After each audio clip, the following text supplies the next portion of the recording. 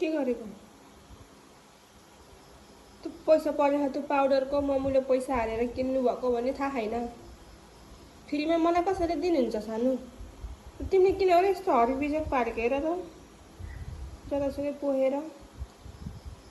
मलाई एक डब्बा सक्न मलाई 1 वर्ष लाग्छ 2 वर्ष लाग्छ तिमीले भने एक दिनमै सक्दै मलाई किन्ने पैसा कसले दिन्छ ल भन त बाबाले त दिनुहुन्न नि त अनि कहाँ दिनुभएको त अहिलेसम्म दिएको देखिछु बाबाले कहाँ यस्तो नगर्देऊ न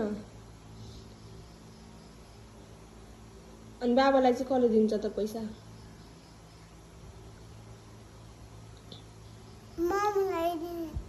हजुर मम्मीलाई कसले दिन्छ त नि मम्मीलाई कहाँबाट आउँछ त नि पैसा अनि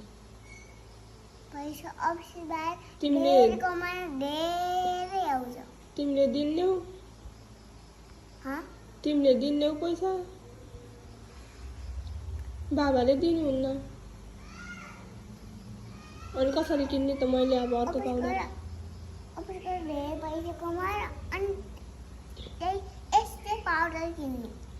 अफिसमा चाहिँ कसले दिन्छ र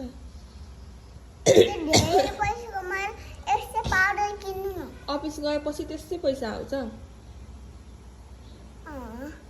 कसले दिन्छ त त्यहाँ अफिसमा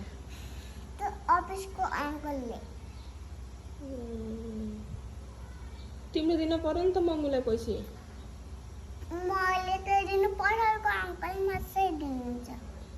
तिमीसँग छैन किन छैन त काम गर्नु पर्यो नि त पैसा आउनलाई त काम गर्न पर्छ नि त पैसा आउनलाई धेरै पढ्न पर्यो सुरुमा स्कुल जान मान्न पर्यो सुरुमा स्कुल गएपछि धेरै पढिन्छ